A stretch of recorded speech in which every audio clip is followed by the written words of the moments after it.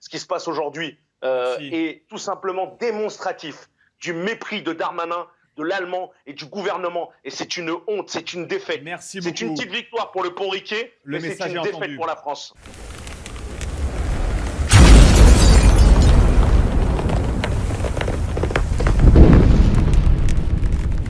Il n'y a pour le moment aucune solution pérenne. Reportage Sofia Dolé, Léa Soulevitch, Marion Delpech avec Florian Paume.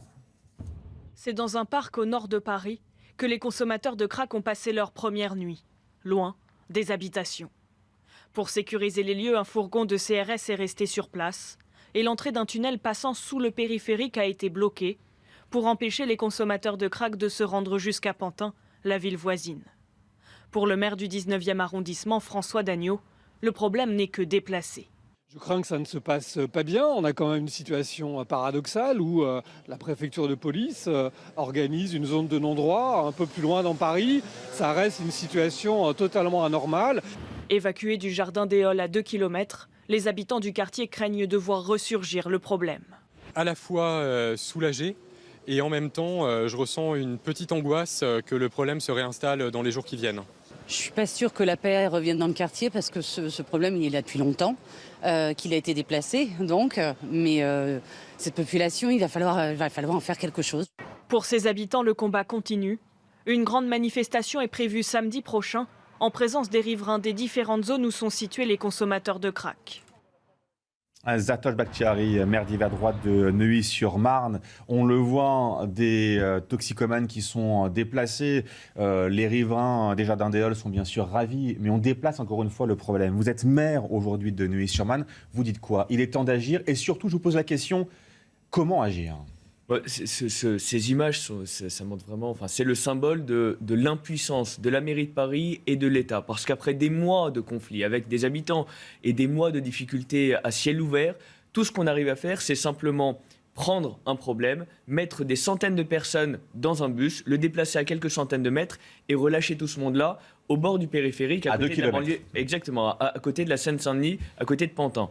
Pour moi, c'est un symbole absolument désastreux et ce qui est extrêmement grave, c'est qu'après tous ces mois-là, on a la mairie de Paris et l'État n'a toujours aucune solution à apporter, alors que le problème, il faut le prendre à la racine et prendre le problème de fond. C'est-à-dire d'abord assécher les réseaux de toxicomanie, enfin les réseaux de stupéfiants, de trafic de stupéfiants qui nous mènent à ces difficultés-là, et soigner ces personnes. Cette solution n'en est absolument pas une et on va voir ressurgir les mêmes problèmes dans quelques mois. Alexis Bachelet, on parlait du syndrome de la patate chaude, c'est-à-dire que tout le monde se renvoie la balle. Le problème, il est quoi? Il est national ou il est local dans ces cas-là? Non, il est d'abord national parce que la question à la fois de la consommation de drogue, du trafic qui y est lié et de l'environnement et des problèmes que ça génère, même s'ils sont localisés ici à Paris, on sait bien que c'est un problème national. Après, il y a une spécificité, c'est que là, on est sur des consommateurs de crack, qui est une drogue particulièrement dure. Ça génère ensuite des comportements, des trafics vraiment insupportables pour les riverains. Et puis, à côté de ça, c'est vrai que la réponse de l'État et des pouvoirs publics n'est pas à la hauteur. Voilà, il faut le dire. On a un traitement aujourd'hui purement sécuritaire du problème, c'est-à-dire qu'à un moment donné, quand il y a trop de nuisances et qu'il y a trop de gens qui sont mécontents, on déplace le problème. Et puis le problème revient parce qu'effectivement, on a plusieurs centaines de personnes qui sont dans la nature et qui, dès que le fourgon de police ne sera plus là, dès qu'ils auront, dès que la fin du parquage sera prononcée, et ça va arriver parce que la police on va pas mettre systématiquement les gens dans un parc entouré de la police, ça ne peut pas fonctionner comme ça durablement. Et donc, s'il n'y a pas une prise en charge sanitaire, parce que les toxicomanes sont des malades d'abord et avant tout.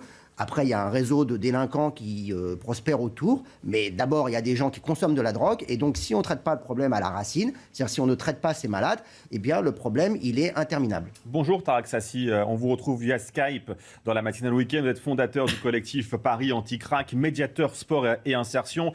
Tarak Sassi, lorsque vous découvrez les images d'hier, d'évacuation, évacuation oui, mais surtout simple déplacement, vous le déplorez encore ce matin?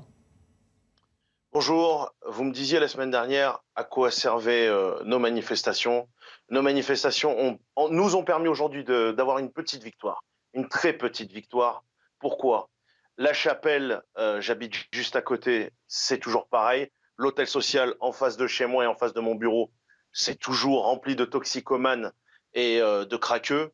Et hier, tout simplement, on a eu un concours de force entre la mairie et le gouvernement. Monsieur Darmanin a voulu montrer qu'il était capable de gérer la situation. Le préfet aussi. Ils sont venus, ils ont sorti les gros bras. Rosto, Striker, Diléo, tout le monde a été embarqué dans des bus et on les amène à 2 kilomètres plus loin. Mais au final, c'est quoi? C'est du mépris social. C'est de la discrimination sociale ce qui se passe. Ça veut dire qu'on déplace d'un quartier populaire vers un autre quartier populaire. Et on dit qu'il n'y a pas de passage. C'est faux. C'est totalement faux. Il y a une station de métro à même pas 30 mètres. Il y a les lignes de tramway juste à côté. Il y a Aubervilliers où je mène des actions associatives et sociales et Pantin qui est juste à côté, qui avait déjà des problèmes de toxicomanie. Et il y a La Villette avec la Cité des Sciences. On est en train de donner une sale image de Paris. Le jour même, il y avait un congrès de l'immobilier avec des Suédois, des gens importants qui viennent du monde entier, qui viennent pour l'immobilier. Regardez l'image qu'on donne de Paris. Il y avait un camp de migrants en face et de l'autre côté, vous aviez les toxicos qui étaient là. Et il faut savoir que l'équipe de CNews qui m'accompagnait ont failli se faire attaquer à plusieurs reprises, menacés de mort et les effectifs de police n'étaient pas assez présents. Bien sûr, Aurore et Gaïa sont venus déjà occuper le terrain. Déjà, en plus, je me demande en plus la neutralité d'Aurore quand je vois certains profils.